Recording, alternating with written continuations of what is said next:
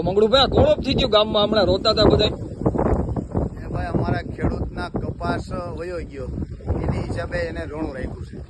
આ રોણું એનું છે, કપાસ વયો ગયો ને એનું.